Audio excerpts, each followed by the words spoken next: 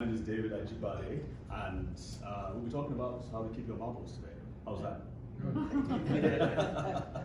As if you didn't know already. All right, so quick question, show of hands. Anybody dealing with or has lost someone to dementia in this room?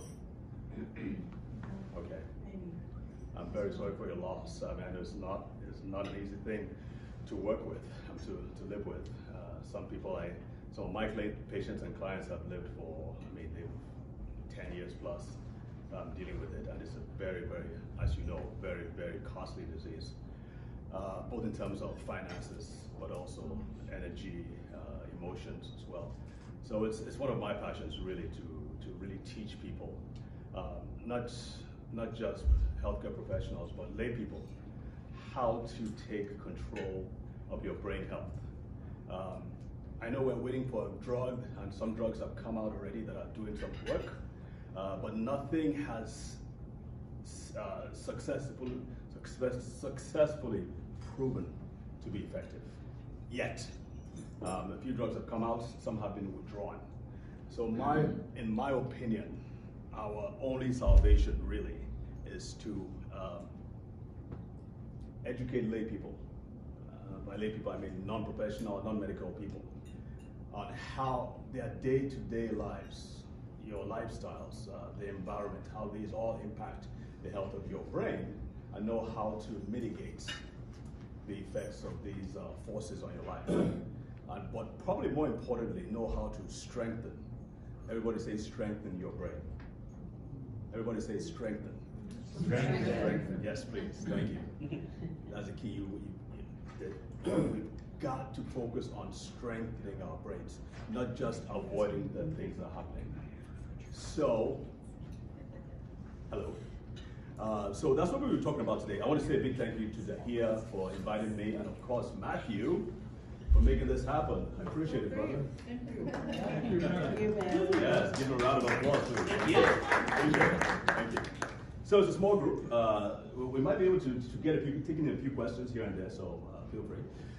Just quick background, I love teaching, and so I moved to Baltimore about 4 years ago. Found out that Baltimore is #1 in the country when it comes to Alzheimer's disease and dementia, believe it or not. Yes, Baltimore is, and then Maryland as a whole, as a state, is #1. And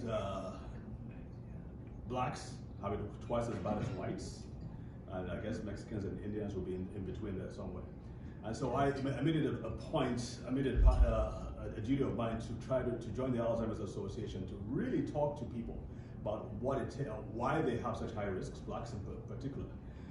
In the process, I found out that most people really didn't know what are the things that cause dementia and how they can be vulnerable. And so eventually, that's how because of the work I was doing in the community, I was included in Baltimore Magazine's Game Changers edition for those people who are basically given to people who are doing a good job in the community. I'm from Nigeria. You might have noticed that I have an accent.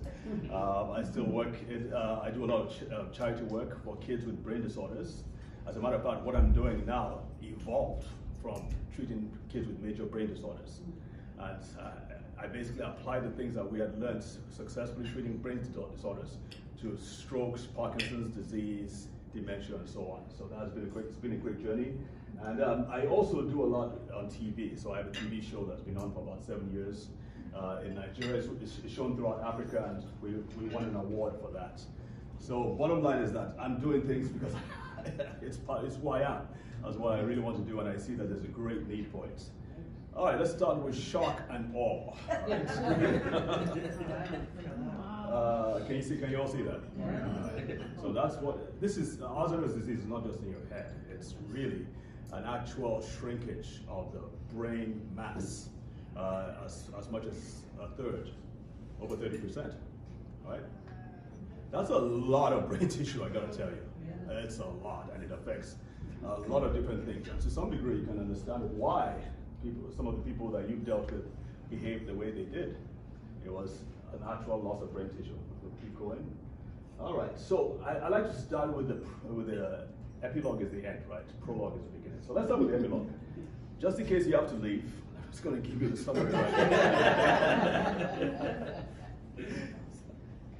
Right, so the goal, if you're going to keep healthy or brain healthy to your 90s and above, there are three things you've got to remember. All right? I mean, let me go this way. Most people, from my experience, and the people I've treated, most people who come down with dementia is because they've had greater attacks, and I'm using that term loosely, whether you call it your brain has been besieged or assailed or attacked, whatever it is, there's been something that has negatively affected your brain over a long period of time. Number two, the support, fewer protections or weaker protection, or weaker defenses, let's put it that way. Somewhere, whether it's genetics or whether it's, again, the environment or what your lifestyle was, has made you more vulnerable or made the individual more vulnerable to having brain damage and eventually dementia. And number three, there's always that thing with you've got, I know you all know this, but I'm from a country where medical care is not easily accessible. And many diseases and conditions are a result of not having adequate care when you need it. All right? And so those are the three main things, main reasons. And so the goal with keeping your marbles is just to do the opposite. Reduce the attacks, but how do you know how to reduce the attacks if you don't know where the attacks are coming from? And that's what we're talking about. Also, you got to know how to strengthen your brain, protect your brain, and number three, know what questions you need to ask of your healthcare professional, because he or she is not going to volunteer them. And they're not going. There are some certain tests you need to do that your healthcare professional is not going to volunteer to do for you. All right, and there are some simple tests, very simple tests, in fact, that can be done to help you assess the health of your brain. So we're going to be talking about that. How does that sound so far? Sound good? Good. All right, great. So, okay, I can see here. So again, that's what it looks like. Let's quickly define dementia. That's dementia 101. So most times you hear about dementia, we hear it's all about certain proteins that appear in your brain. Everybody heard about the amyloid plaques, right? Okay, amyloid plaques, tau tangles. So the main focus is on those proteins, and they appear over a period of time, and they eventually shut your brain down, and that's what's called Alzheimer's disease. And that's what we're taught in medical school. And it's like, there's nothing you can do about it. It's like a sniper, right? It takes you out without warning. I'm here to say that that is not necessarily true, folks. And I know I'm not, okay, I'll not say that. But here's a number. This is, people ask me what's the difference between Alzheimer's and dementia. Alzheimer's is a type of dementia. It's just it's probably the most common and popular type of dementia. Now, we can divide the dementia into two categories: reversible and irreversible. So there are some that are easily turned around, right? There's some nutrient deficiencies. For example, vitamin B12. If you're really, really deficient in vitamin B12, you have a great chance. And when I say you, I don't mean you, okay? I'm just saying an individual, right? I mean, I'm from very superstitious from where I'm from. So when but they initially, they'll instantly correct me. It's not me. Maybe it's you, but not me. All right. Right.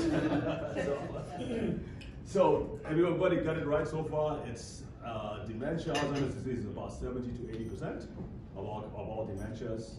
Lewy body, frontotemporal, and the rest are much smaller percentage proportion. Statistics. I was telling the folks back there that dementia, Alzheimer's disease, is the #1 killer. Can you believe that? In medical school, we were taught that it was the disease of the really, really old and decrepit white person. Because we black people didn't really live that long, so we're like really. I mean, I don't even remember. I don't even remember treating people with dementia, and so now we're seeing people in their 40s and 50s coming down with dementia. Can you imagine that? I mean, this is, to me, I don't know why we're not making a big deal about it. This should be everybody, every medical professional, in my opinion, should be taught about dementia, whether you're treating babies or whatever. you've got everybody, because this is taking over the world, folks, and it is only getting worse, especially since the pandemic.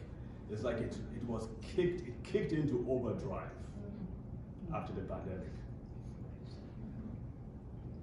And neurologists are beginning to see huge upticks in their numbers. So we've got to get this under control. And quite frankly, with all due respect, I don't think we're taking it seriously enough.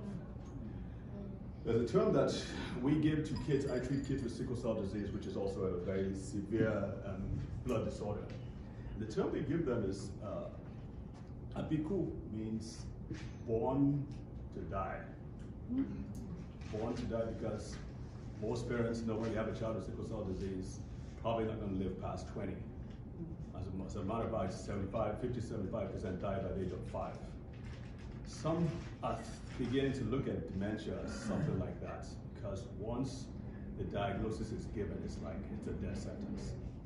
And so it's already now everybody's head is this big bad wolf is going to huff and puff and blow your house down. And I'm going to say this, please don't be upset at me, because I will say some things that maybe run counter to what your doctors and healthcare professionals have told you.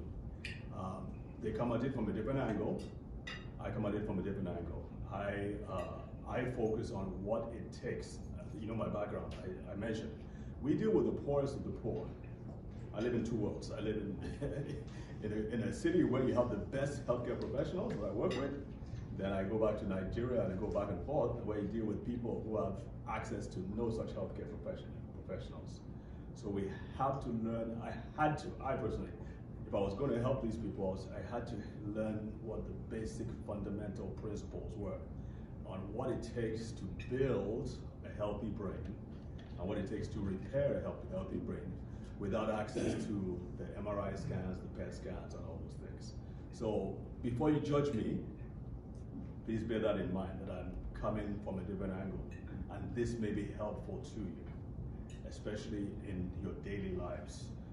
Bottom line is that if I would have succeeded in this mission of speaking to you today, if as you go about your daily lives, as you go about eating, you are judging how this is affecting my brain, then it would be a success. So, are we cool? Are we good? All right, let's keep going. So, the question is, can it be prevented? We're still being told it cannot. All right? But however, in recent times, some articles have come out, like the Lancet is one of the top journals in the UK, and they've come up with about 15. It's 12 here, but they've come up with 14. I'm not going to read them out to you, but they say you can prevent dementia if you do some of these things. My problem with this picture, with this list, is that, again, it's generic. It's just general stuff, right? It doesn't really tell you, give you specifics on what exactly to do to prevent these things. Okay? So I'm just going to skip that to the next one. Now, the Alzheimer's Association, now they've gotten a lot better. I volunteered with them for about 10 years. about a year. They came out with a study that showed that one single nutrient, let me back up a little bit. With these factors, you can reduce your risk of dementia by 40%. You can reduce your risk by 40%.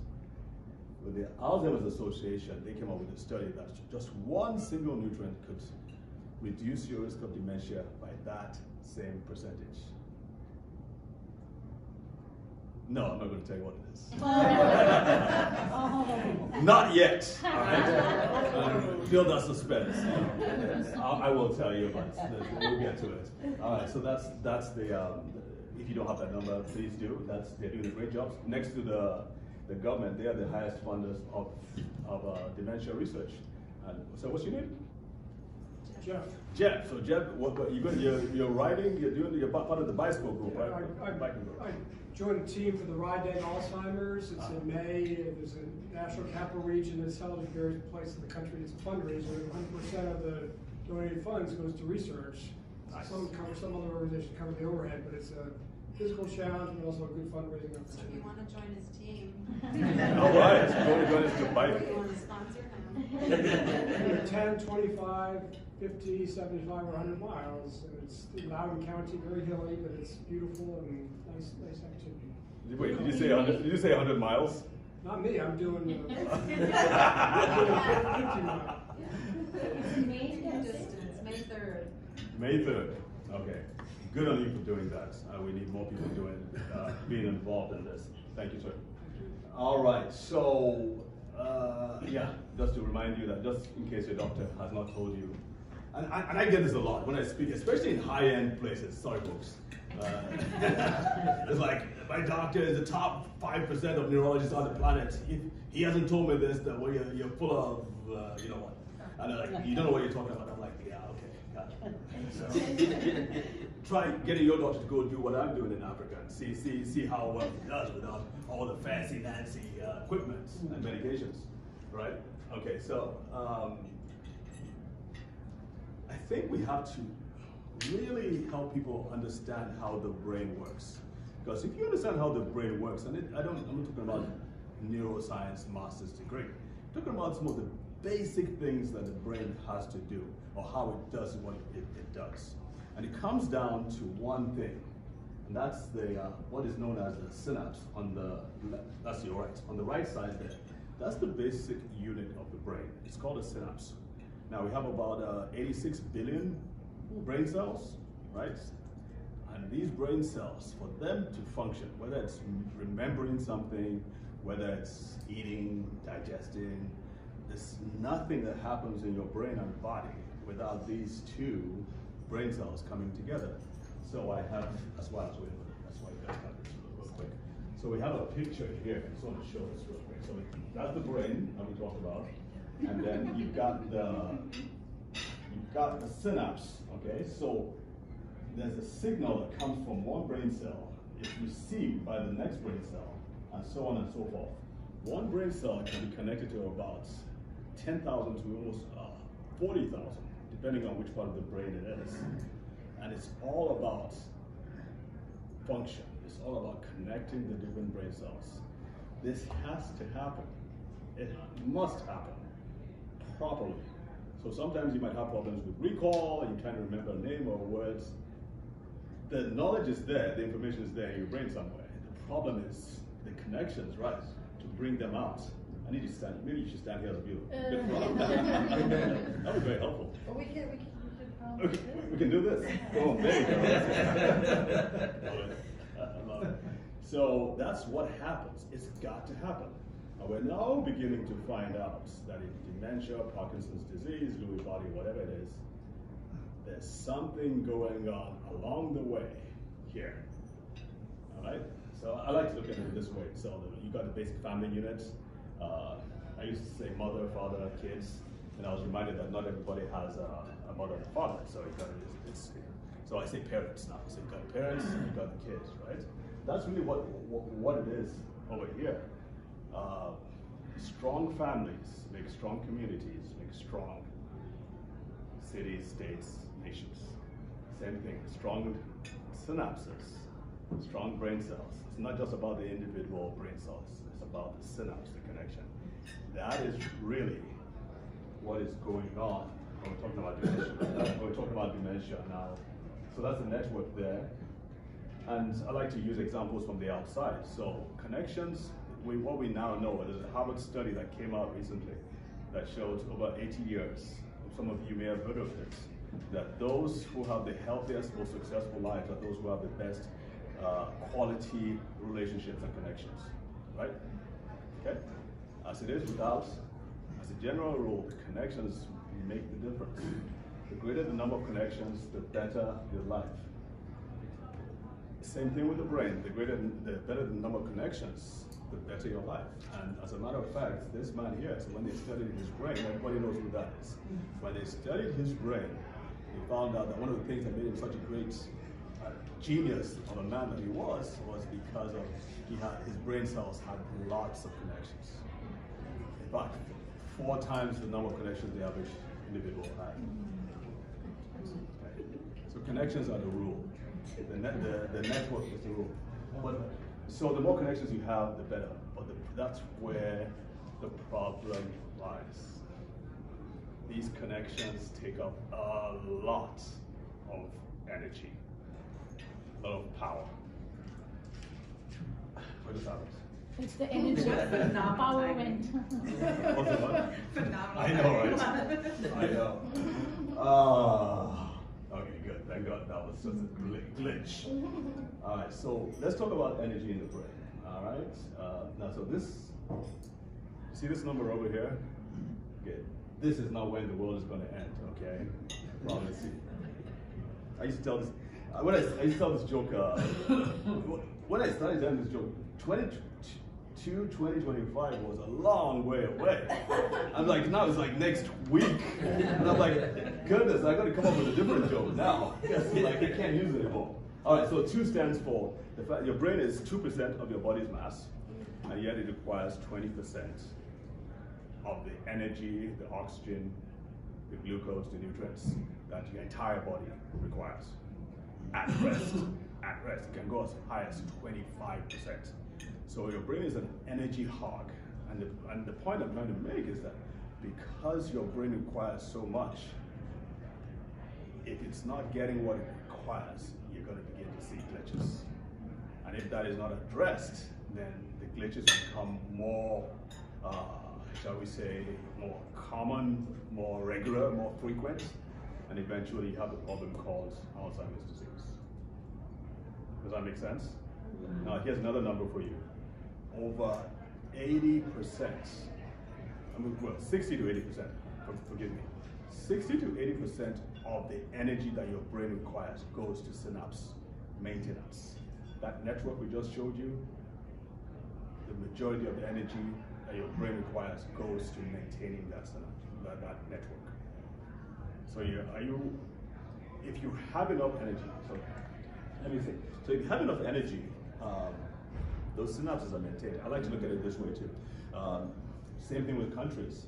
The strongest countries are the countries who have the greatest amount of fuel and energy. And I know I'm kind of wading into political waters now, but so let's just stay with Nigeria. So neutral. Nigeria is like the 7th biggest producer of fuel, of energy. So we basically have the respect of most other African countries, and European countries are coming to us begging us for this, and it's made us lazy, quite frankly, because we have so much oil, so we haven't focused on developing other industries like we should. Bottom line is that energy is what powers the economy of most countries. Without energy, things will begin to fall apart, and you become subservient to another country. The same way here when it comes to the brain. With enough energy, your synapses are maintained, your memory is maintained, your cognition works well, you're able to handle complex issues without strain on yourself, you are able to sleep properly, and you are able to remove the amyloid plaques more effectively. So one of the problems with dementia and Alzheimer's disease specifically is obviously the amyloid plaque accumulation, which kind of shuts down the brain down. If your brain had enough energy, your brain would do the work of taking care of the plaques. Okay. So now the drugs that we're focused on getting are specifically to remove those plaques. I'm here to say that that isn't enough. It can't be. If you understand what I've said about the brain and what it needs and what it requires, even this little bit that we've talked about, you see that it requires a lot more than that. See, success is control. Control is success. Energy is what helps you provide the success and the control that is required. And the brain, again, needs a lot of energy. It needs just to exist, just to be alive. The brain, that's the basic amount of energy it needs, right? But it also needs structure, refers to the physical structure. The new brain cells are being made. We're still taught in medical school that the brain doesn't make new brain cells. It absolutely does. Okay? And now here's the problem. Part of the problem is that the parts where the brain makes new brain cells are the parts that are first damaged when it comes to dementia, Alzheimer's disease specifically. All right? So you need the energy to help to repair to repair and replace brain cells. You need the energy to help the brain cells function. You need the energy to help in terms of protection and defense. If you don't have enough energy, you're not going to achieve those functions. Does that make sense? So I have a brain fog. So initially, somebody mentioned, David mentioned senior moments. So we all kind of like beginning to experience that. That's a good one. So I was at a pump one day in Baltimore, and I was like, okay, so you get to the gas, you want to pay for your gas, and they ask you for your zip code. And I couldn't remember my zip code. I was like, what in the world? I know this has never happened to anybody here. We wouldn't remember if it did. You would remember. I was like, what in the world? This is ridiculous. Obviously, disaster was averted, and I remembered what it was, and I got gas in my car. But so now that we know that, okay, energy is a problem, you now begin to understand why some of these signs begin to show up. Memory problems, confusion with time and place, not being able to calculate a tip, for instance, losing your way in familiar territory. Sometimes those are just transient, other times they build upon each other and they now become very, very worrisome, especially to your spouse or to your kids. Like, why do you keep asking me that same question? All right?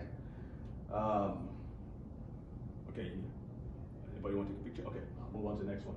Some of the things too that, this is a little bit more subtle, and I think this is even, it happens earlier.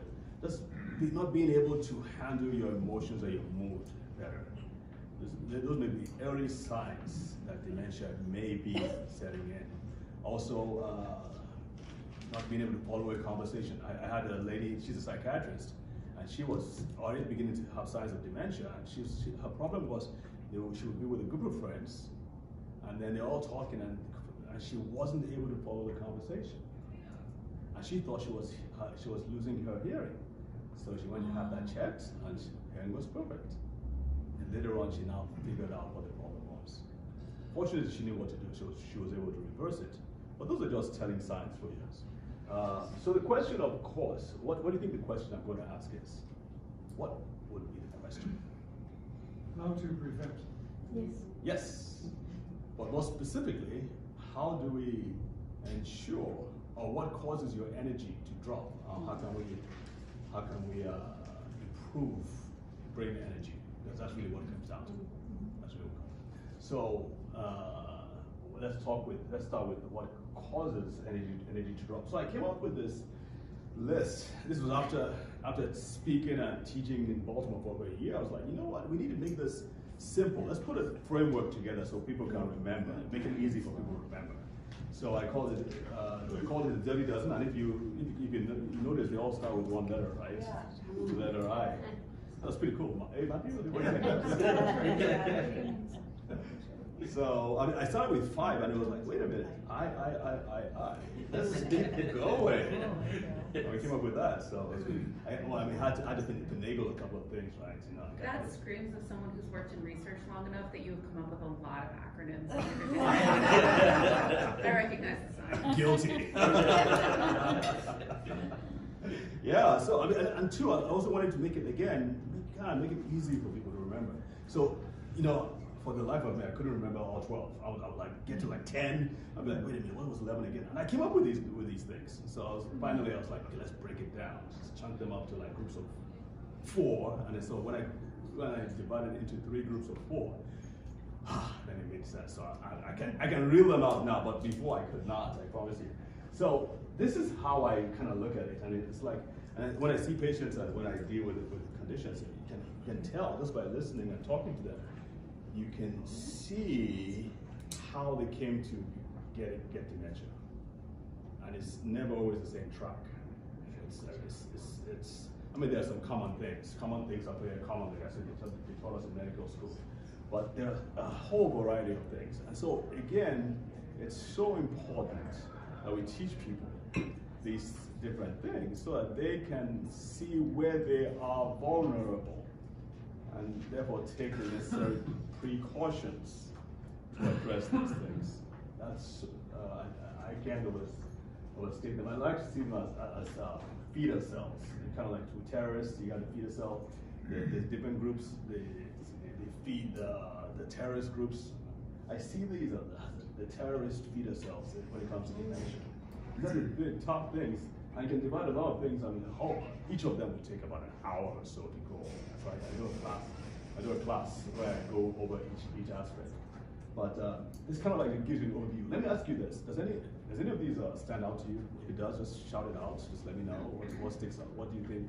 What do you mean by injury? Sorry, insults. Everybody asks that Insults. question. That's what everybody asks.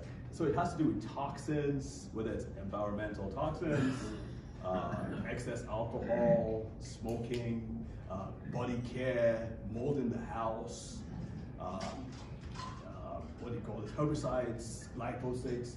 There's a lot of, even cell phones, EMF radiation, there's a lot of things that we're dealing with in this 21st century that our fathers and parents and grandparents didn't have to deal with. The technology it's made us live a lot better, yeah, but also there's been a lot of fallout in terms of toxicity. So, yes, insults, I could have said toxins, but then that would mess the whole thing up.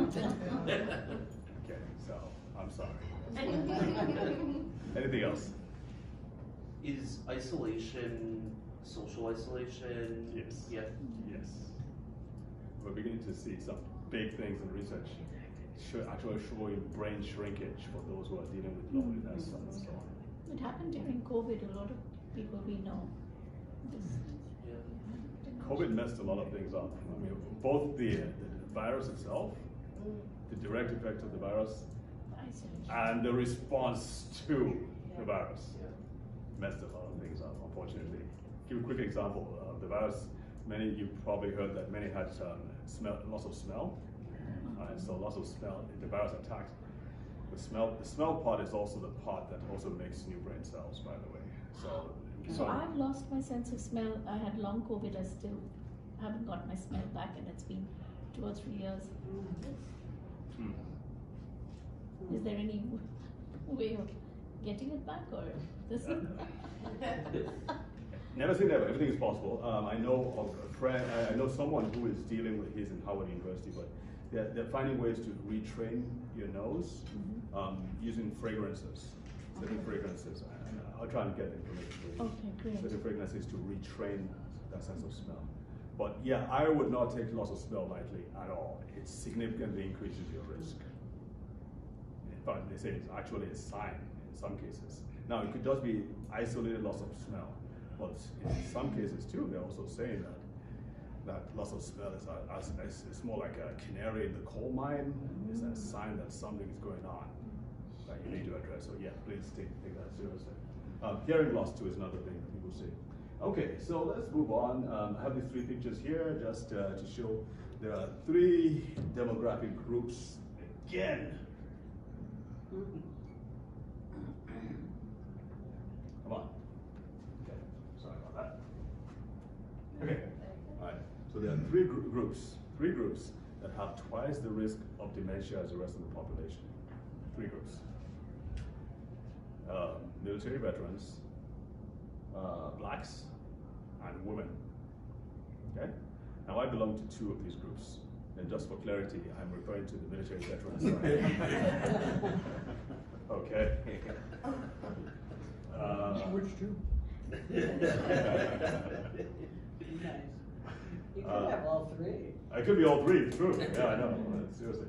But in my opinion, I feel strongly, based on my research and what I've seen, the one group we must pay the most attention to is the women. Yes. Yeah. And I'm not saying it to be patronizing. I'm saying women have the greatest burden. They have twice the risk, like we said, but also over 2/3 are caregivers, right? Whether professionally or loved ones and all that. They're the ones, and again, please, I'm from Africa, so I can get away with if I say some things that are not totally PC. But women take care of the homes. That's right. For the most part. They're the ones who determine what kind of food you eat at home, They spend more time with the kids, and I'm telling you, we gotta take care of these kids because these kids are, I mean, the forces against them with social media and the food that they're eating at school and everything, it's terrible, folks. And so again, we must educate women, young and old, on this all-important topic of brain health and dementia. I think, in my opinion, that's our only salvation. So let's talk about the aging brain a little bit. As we know, part of the problem with dementia is that the older you are, the greater your risk of dementia. And we have, so 65 to 75 to 85, the risk kind of rises with age, right? And down there said there are more women living above the age of, I believe they are above the age of 65. Many more women living above the age of 65 than men are, for various reasons. So it's really important. I had my staff make this timeline. Just point out a few things. This is the best year. At 25 is when your brain is maximum potential. It's all downhill after that. I'm just kidding, just kidding. So this line is where some of the problems really start because the natural forces you had, the natural strength, that you didn't have to do anything. Your genetics and your biology just took over. And it got you to 25. Then you kind of stabilizes to about 35, 40. And then 40 is when eyesight begins to fail. You're not able to get up and go like you used to. Ever heard of the 1 second wonder, the 1 minute wonder? That's beside the point. But menopause, that's a big problem when it comes to women. Some women go through it really okay.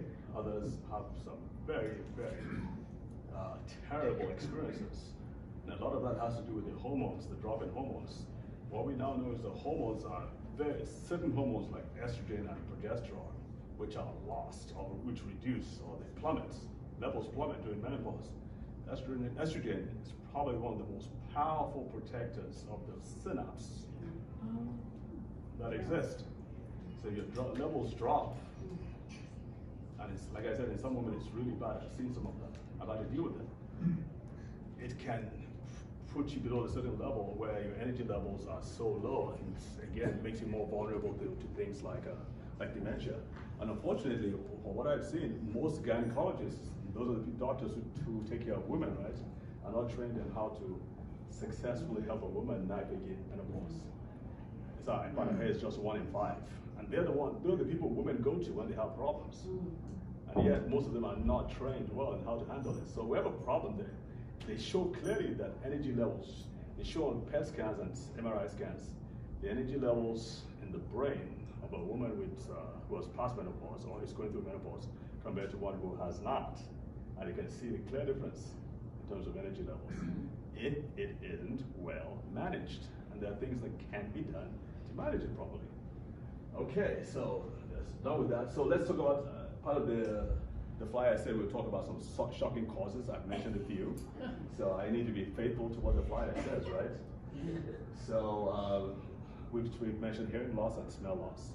Vision loss too, quite frankly, I'm not as sure that's a big cause, but smell and hearing, for sure. Over-the-counter medications. I had a patient who was, the PPI means proton pump inhibitors, and those are drugs that reduce your acid production in your stomach. So for those who have heartburn and so on, acid reflux and so on. This dude, very successful financial guy, they reached out to me. He had had acid reflux for a number of years.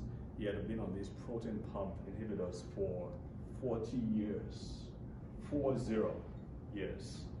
That is deadly. So eventually he came with me, and obviously he was showing signs, and I had him draw what we call a clock test. It's a quick test you can use for someone who you're suspecting has dementia or memory, mild cognitive impairments. And so what they do is in a blank sheet of paper, you draw out a clock with a face and ask him to put a time. So 8:40, for instance, 8:40, 8:30, and all that. So how he or she handles it, you'd be shocked. I can't tell you, you will be shocked. If a person has dementia, you will see some crazy things. Some of them will put all the numbers in one side, all the numbers at the bottom. They will be confused as to where to put the minute hand or the hour hands. You'd be shocked. This man totally failed it, and yet this man is, he's driving, he's playing golf, living nice, happy retirement life, and yet he could not draw a clock. I'm like, who's letting you be on the street? I mean, this is a hazard right here. God, goodness.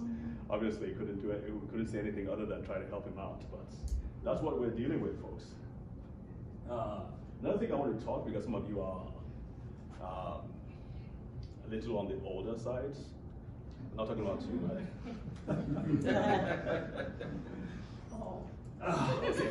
Okay. Wrong picture. Sorry. So I want to talk about muscle mass, and this is especially for ladies, really, really important. You've got to get someone to help you strengthen your limbs, strengthen do exercises that help to strengthen your limbs. We're now finding out that some of the big problems with dementia have to do with not just fat gain, but muscle loss. What's so important about muscles? What do you think? What do you think is so important? Why is muscle mass important? Can anybody volunteer? What do you think? The muscles are where the protein stores are. And if the proteins are important for everything from immune function to brain function, those amino acids are taken from the muscles, especially in terms of when you've had an event, an accident, or a severe illness. The body takes out of the muscles to rebuild cells and tissues. Okay, but beyond that, just the activity of strengthening. One of the dementia's dirty dozen, if you remember, is inactivity. Just the activity of stressing and strengthening your muscles produces chemicals that go to the brain and effect certain changes, strengthen the brain, protect the brain, and so on and so forth. So it's important that you do some kind of resistance. I know it's hard, it's difficult. It's important you do some kind of resistance training. Not just walking. Walking is good, but some kind of resistance training to keep your muscles strong. Okay? Because if a person, especially women, because women have the highest risk of hip fractures, what we know is that if you have, especially an elderly woman has a hip fracture, they may not leave the number is like 20 to 25% will not leave that hospital alive, because it just cascades. One thing becomes worse. It's a shock to the system, and a lot of different things happen. And if the person was teetering on the edge of dementia, that could be the final straw that breaks the camel's back. So it's really important that you do something to strengthen your muscles on a regular basis. This lady, Gabrielle Lyon, she's an MD. She wrote a book called Forever Strong, is the book she wrote. And she has shown conclusively that muscle mass is so key to brain health. And it's not just fat, having fat, it's really, the problem is the lack of muscle that is part of the problem. So I don't want to repeat that too much. I love this quote, but she says, your quality of life correlates directly with your muscle health. Your muscles are healthy, you live better. So true. So I give this talk. So I have a talk called Why Women Have It Worse, Dementia, Why Women Have It Worse, and I hold a whole talk there. And so Janelle and Jill is the daughter, Janelle is in her 80s. So after I said what I just said to you guys, she walks up to me after the meeting and she does this. And she says, feel that. And I did. And folks, quite frankly, I don't know what else we talked about, but all I know is that the only thing I said was, yes, ma'am. I am not messing with you. She's solid, 80 years old. She did great. So she probably had a trainer who was working with her and all that. So I encourage that. All right, let's wrap it up. Okay, so bottom line is that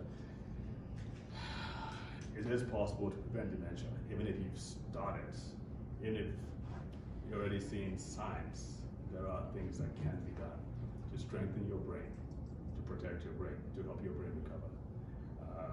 I've worked with way too many patients not to know that it's so. The synapses are the key, as we've discussed. The energy supply to the brain is the key to the synapses. Okay? What else do we have there? Understanding where you or your loved one are most vulnerable. Again, there are different categories. Blacks, there are certain things that make us more vulnerable to dementia, like cardiovascular disease and diabetes. We have Indians too, by the way. Where are you from? India. Yeah. You know, 1 in every 5 diabetics in the world is Indian. Did you know that? It's a big problem. Because there's the history of famine, so the bodies apparently store. I mean, there's some sort of studies on this. Yeah. Okay. That's that good. the insulin resistance that comes. Yeah. But interestingly enough, part of your diet also protects your brain. Like you all take a lot of turmeric and curcumin, right? No, yeah.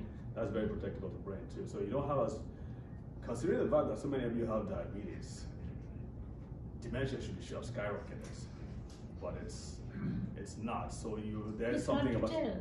Sorry. With Indians, it's hard to tell if they have dementia or not. Oh, what? I don't even know what that means.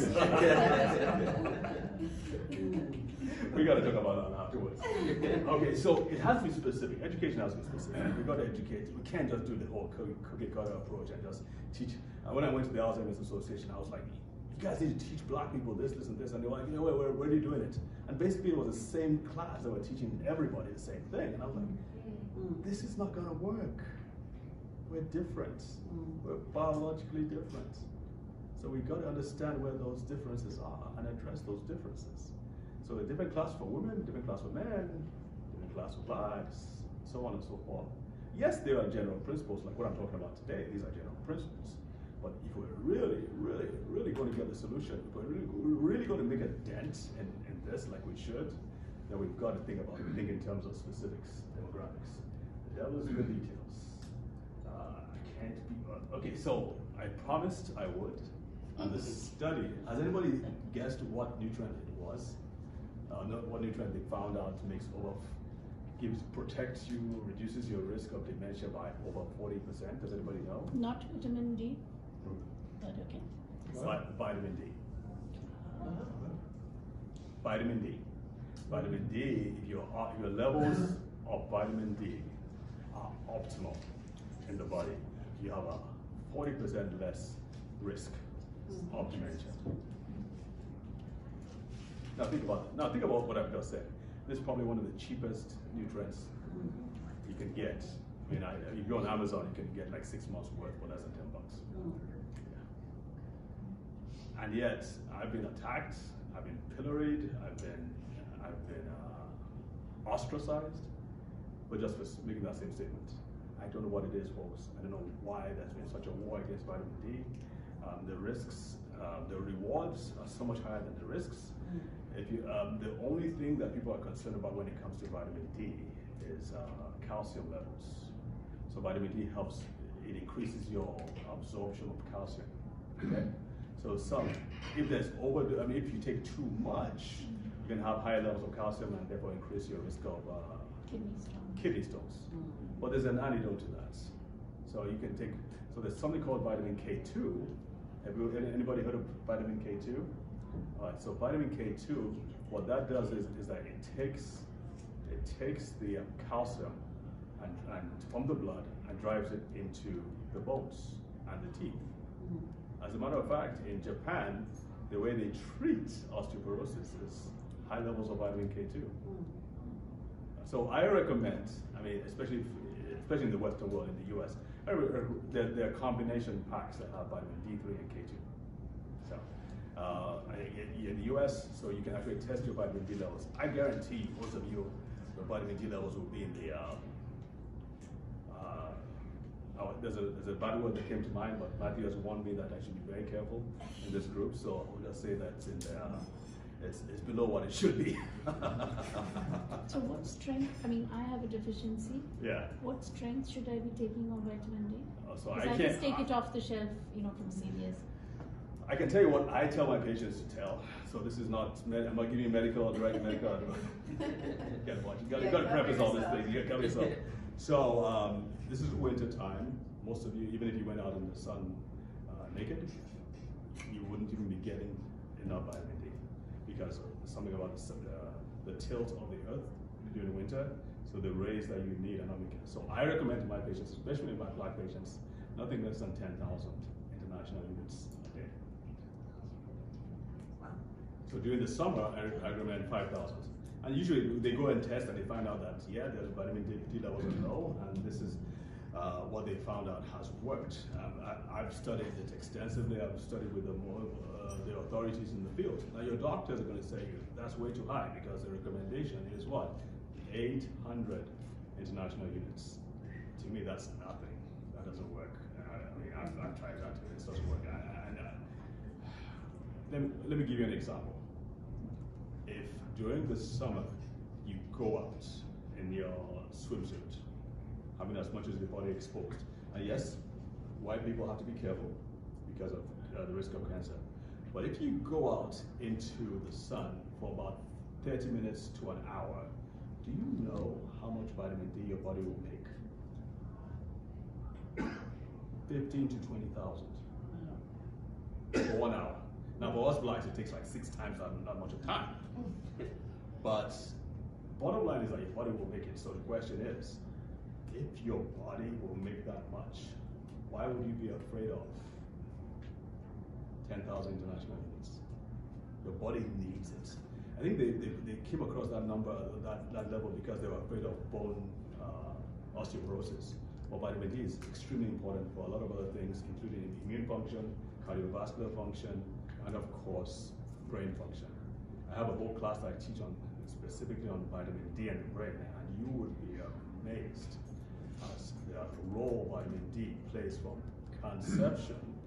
So the health of the mother's vitamin D levels are important as well, all the way to your 80s and 90s. If there's one thing you need to do, that's you need to ensure that your vitamin D levels are tip top. All right, let's wrap it up.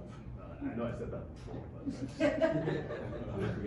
so we're living in a whole new world. I alluded to that earlier. Things are changing, folks.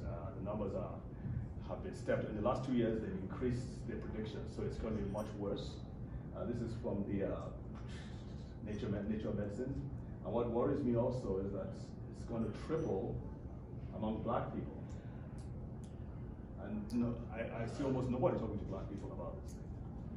So things will double among the general population, it will triple among black people. All right? It's not just that the brain shrinks in Alzheimer's disease. It's not just a smaller brain. There's a lot of other things going on. I have this slide here that I kind of like color-coded it in different colors to show there's a lot of damage and biochemical dysregulation and physiological. So the term I give is, this is what I think about. Does anybody remember the battle scene in Endgame? The Avengers Endgame? Did you go see it with your grandkids or anybody? Endgame, Avengers, like total destruction. Right, so it's not just a nice, cute thing about some plaques ending up here and there. It's a big problem. So, okay, so Winston Churchill. One of my favorites. I know in India, Winston Churchill is not very popular. So but no, who is called popular everywhere? You just can't. So forgive me for. But he's the one behind all the famines which have led to this man-made famine. I'm sorry. I'm not only bringing him up for the purpose of. He gave a speech.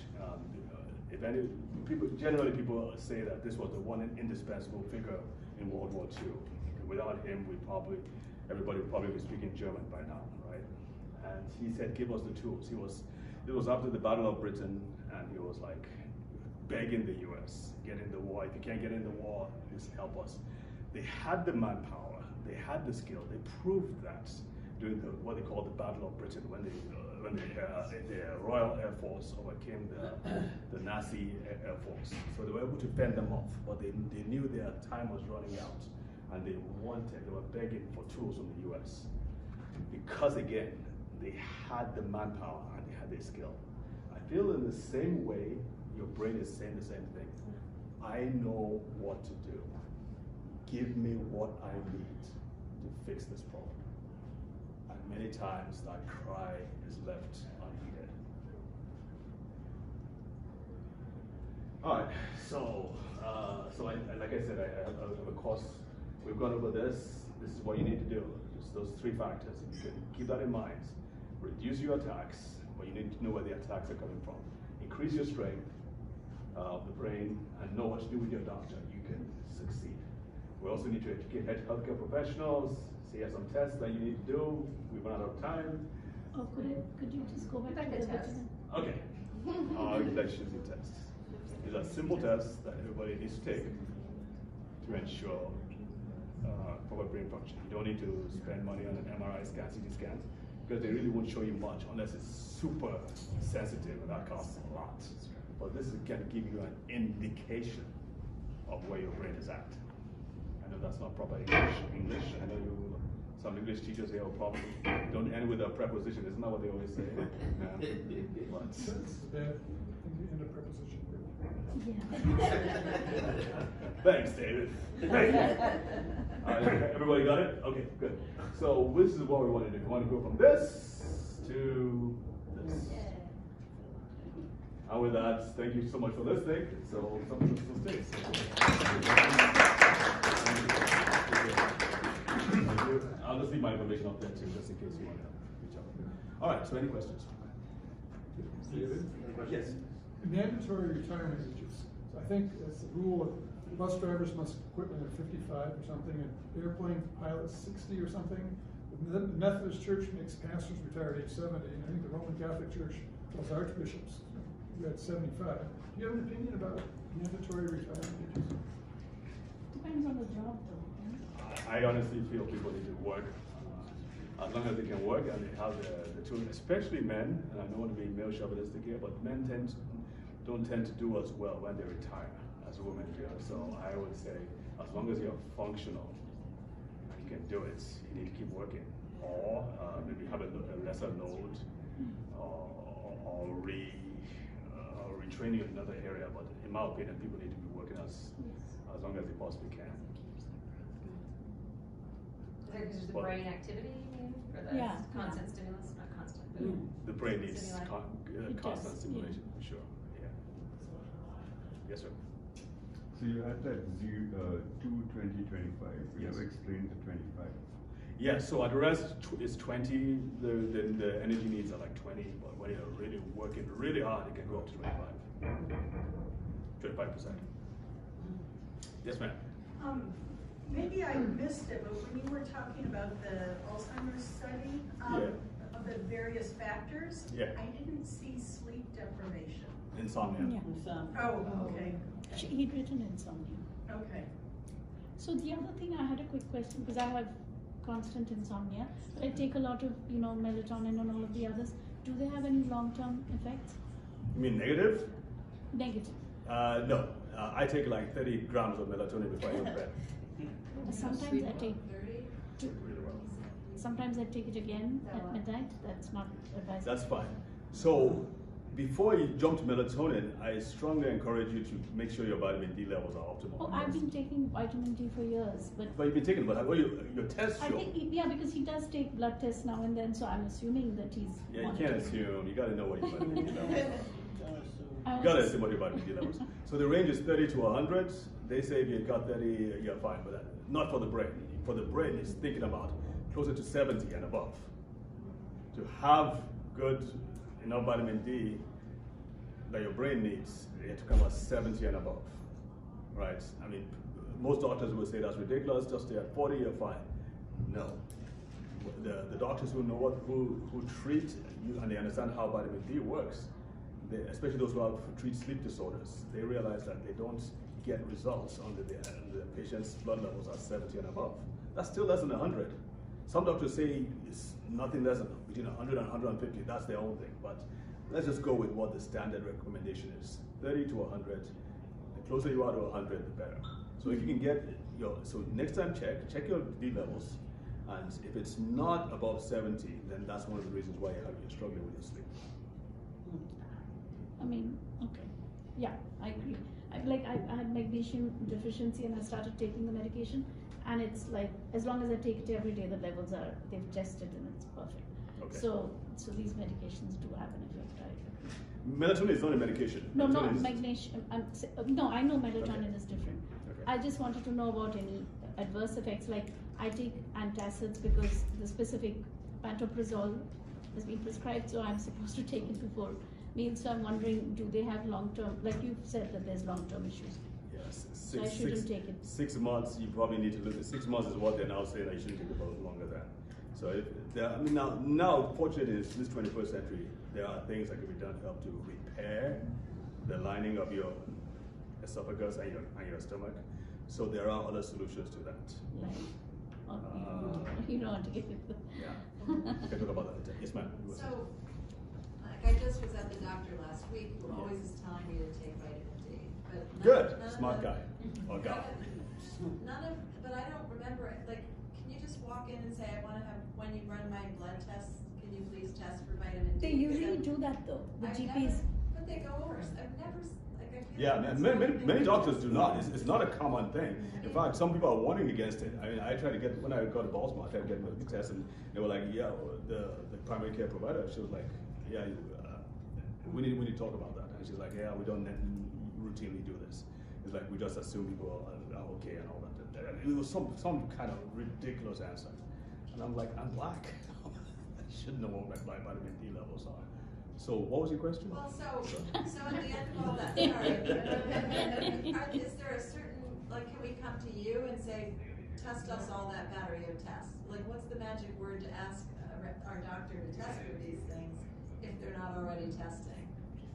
Or is, you know, Because the question is, it's hereditary. Her mom had Lewy body that's dementia. not what I meant. I know, but that's kind of. So, yeah, so I don't practice here. So I mean, most of what I do is education. I do have clients, and they understand that, and I have them sign waivers and all that. So I recommend that they get back to their doctors, or you can go actually to a lab. Really? Yeah, and just say, yeah, I'd like to be this is the test tested you want for to do. these things. Yeah, you can get it there from the lab. So there's in Baltimore, I know they have this integrated medicine labs, and they can do that. Some of them would insist that you have to pay for the consultation so they can look over your results together, but that's okay. You just need to have some basic things. It'd be good for everybody here to have a baseline, right? Even if it's perfect, at least have a baseline. And test these things on a regular basis. I don't think it's going to be cost. If you looked at all the numbers, it's probably about $300 to $400 max, I think, to test. But that's some money, but I mean, it helps to know where you stand. Okay, sorry. Yeah, you were going to ask me. This is more psychological, if you don't mind, but so the people that I've dealt with dementia, it'd be like my mother, she'll say something like, well, I'm going to make your father some soup, and I'll bring it to him. He's in the next room. He's been dead for 25 years. So the nurse said to us, well, you should just go along with it because you don't want to upset her. And like a friend of ours, his father, like every time somebody would say something like his wife had died, he would like get upset. Remember? So is that the prevailing advice usually? Like you just kind of go with it, with what they're saying? Yeah, you gotta be a creative liar sometimes. Yeah. It's like, and usually if they say they want to go, maybe they want to go home, maybe they're at home and they're like, well, we'll go home in a few minutes, and then usually in about 30 minutes they forget. Go with it. They want to go, you gotta go with it. Yeah, Thanks. that's My the other advice. thought was, this may not be as true, but it seems to me when we were first learning about Alzheimer's, and when I first heard about it 25, 30 years ago or something, people used to always say, a person does not die of Alzheimer's, they die of pneumonia, they die of XYZ, but tonight, it seemed to me, you were saying that people are dying of Alzheimer's, or Same thing. And yeah, so what I meant to say that, yeah, they die of other things, but it's because of the Alzheimer's disease. oh, so that is true. Yes. So they have Alzheimer's, but they die of pneumonia, or they Correct. die of a fall, or Correct. or something. Correct. Okay, so we don't say they die because of Alzheimer's. I mean, it's It's- related is what you said. Yeah. Yeah, it's related. So what happens is that Alzheimer's disease is like the reverse of brain cancer. I started my career as an oncologist. I know. I couldn't figure out what I want to do with my life for a long time too. So, so I started my career treating brain cancer patients, and so the brain cancer, the cancer is spreading and expanding until you kill the patient. With Alzheimer's disease, like we showed you, it's shrinking. And what happens is that you gradually lose, first of all, the executive function, and then eventually, if the patient is still alive, the automatic functions, heartbeat, heart rate, respiratory rate will eventually be affected. But it almost never gets to that stage before the patient dies. Because there's going to be some kind of infection like pneumonia, aspiration, bed sores, something or the other or the patient doesn't eat anymore, so he dies of starvation. So, yes. Along the same lines, I have a family member who is starting to lose their marbles,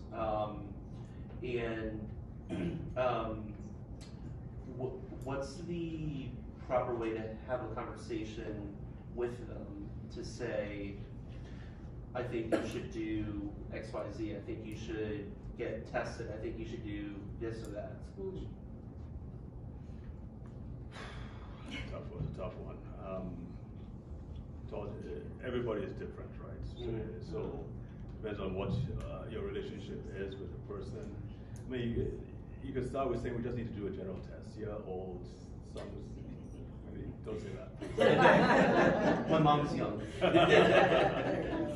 say we just want to test, just do a general test. We went to a meeting here and we found out that we got to know some kind of basic, at a basic level, so we can compare 2 years, 3 years, 4 years, 5 years from now. Everybody needs to have. Everybody needs to.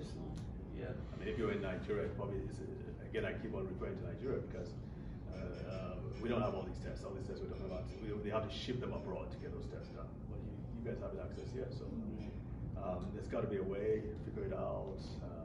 Everybody has their way. I know it's a tough one. There's a lady called Teepa Snow who deals with all this. TEEPA Snow, SNOW, where she has a whole organization and training courses and videos that's addressing all these different scenarios and saying how to handle this, how to deal with your loved one, especially the recalcitrant ones who are very stubborn, who don't want to hear anything. She tells you how to handle all those things. So she would be the expert in doing that. Okay. Yes, ma'am. Sorry, you said that first. Do you mind if I start with her first? Because I remember she. Yes. Yeah, I have a question about the relationship between dementia and also anesthesia, because I like to share experience with my husband. My husband was 23 years older than I. And at the age of 82, he was already showing some signs of dementia, but he was okay, just carrying a daily life. But he decided to have a knee surgery. Then, when he woke up from the anesthesia, he was about the half of his personality. And we got to work it gradually coming back, he never came back. So he lost the motivation of a PT, physical therapy. Right. So knee didn't heal, and then he was, of course, bound to the wheelchair. Then he went I had to put him in a nursing home. After 7 months of the surgery, he passed away. So then my dear friend, who was 75 years old lady, she fell and she replaced his shoulder. She had surgery. Same thing happened. She came back from maybe less than half of her personality after the surgery, and she never came returned to the same level. So, do you have some thoughts and Somewhat. What do you have any knowledge about the relationship between the dementia, developing dementia and anesthesia? Right. I'm sorry for your loss. So, like I was saying before, so an injury like a fall or a fracture is a jolt to the system, especially a system that has been slowly depreciating or diminishing, especially with brain function over the years. By the time a person is 80, there's some degree, especially with people with genetics that are not as supportive as others, a certain degree of a certain drop in brain function and cognitive function and memory.